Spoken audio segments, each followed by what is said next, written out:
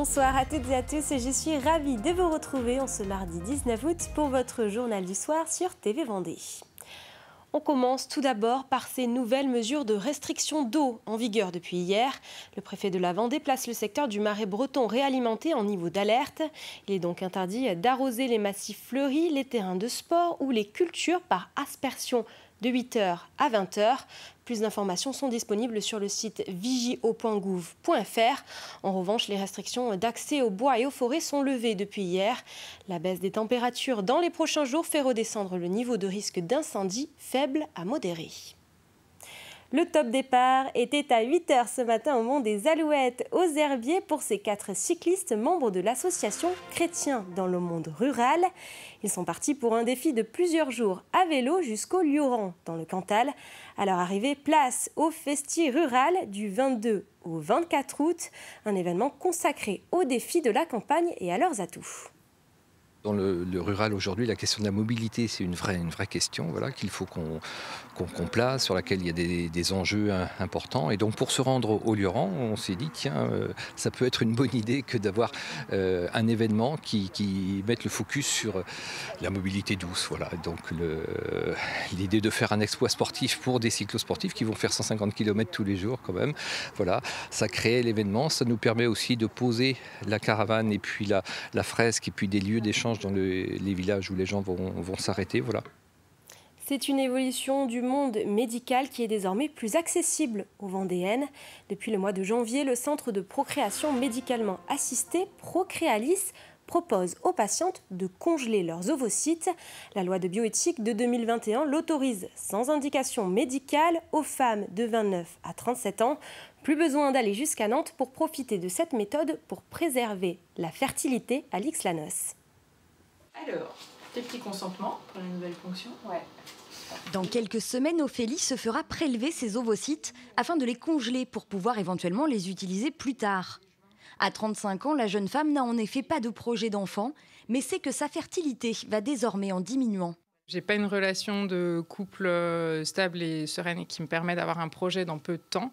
Que j'arrive quand même aussi à une date où la fertilité commence à diminuer. Donc je préfère effectivement me laisser toutes les chances possibles, faire de la conservation aujourd'hui pour pouvoir m'en servir peut-être demain.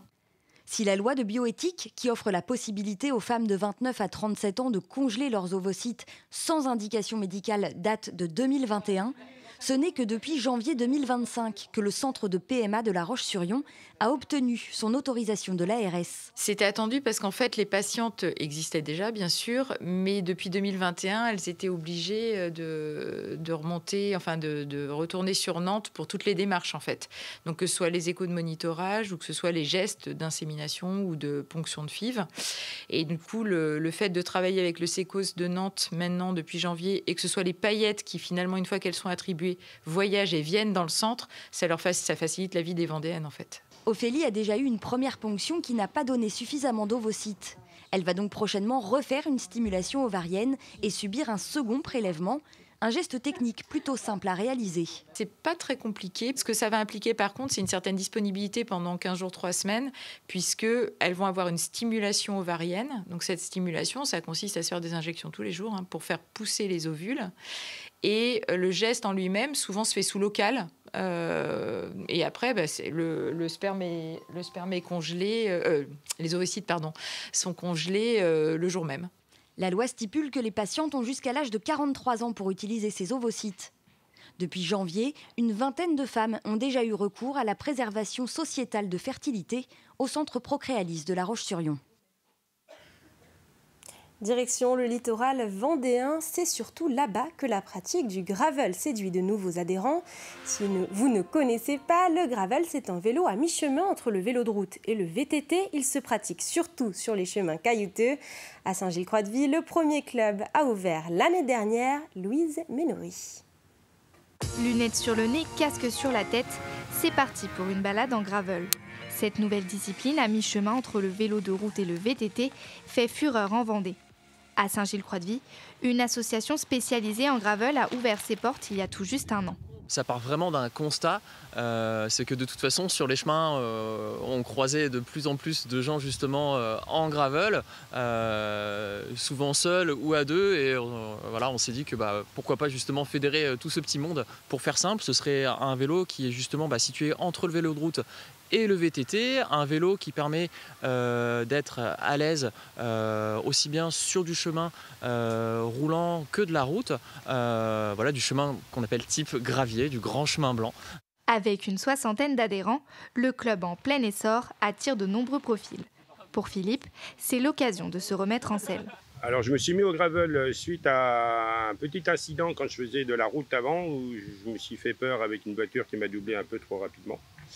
Du coup, j'ai souhaité chercher une autre discipline, et le gravel se prête bien puisqu'on est dans les chemins. Moi, la pratique du gravel, ça va faire un petit peu plus de 5 ans que j'en fais réellement. Et c'est vrai que je roulais souvent tout seul, et maintenant ça me permet de rouler en groupe et de participer à des événements auxquels je n'aurais pas forcément participé sans ça. Une pratique sportive, mais aussi l'occasion de découvrir le territoire vendéen. L'Office du tourisme de Saint-Gilles-Croix-de-Vie propose 5 circuits allant de 50 à 160 km.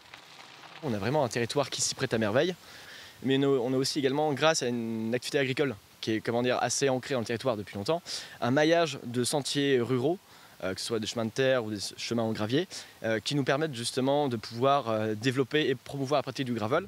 Alors si vous cherchez une nouvelle activité, laissez-vous tenter par le gravel. Cette activité-là s'adresse à toute la famille. Le Popcorn Labyrinthe est un véritable jeu de piste installé au cœur d'un champ de maïs. Autrefois à Saint-Hilaire-de-Riez, le concept a fermé ses portes depuis 3 ans. Un jeune entrepreneur a repris l'activité désormais installée à Givron. C'est un labyrinthe avec 5 étapes. Le but, c'est forcément de trouver les étapes, de faire le jeu. Et donc après, en fonction du jeu que vous avez choisi, donc c'est soit une compétition pour le jeu en bois, ou soit un jeu où vous êtes ensemble pour le jeu de piste. Et donc le but, c'est de sortir du labyrinthe et donc soit résoudre l'énigme, ou soit avoir le plus de points au niveau du jeu en bois. Et vous avez un jeu de piste sur le thème de la jungle. Donc le but, c'est de répondre à des questions par rapport à un panneau qui sera devant vous et par rapport au livret qu'on vous donne. Et donc le soir, c'est le même principe, c'est un jeu de piste. Mais là, c'est sur une enquête criminelle. Donc c'est type Cluedo. Donc là, c'est trouver qui a tué qui, avec quelle arme, etc. Et donc en fait, c'est au même endroit au niveau de la zone, et le principe, c'est le même, juste que c'est une enquête qui est différente. Et c'est la fin de ce journal. Merci de l'avoir suivi. Je vous souhaite une très belle soirée.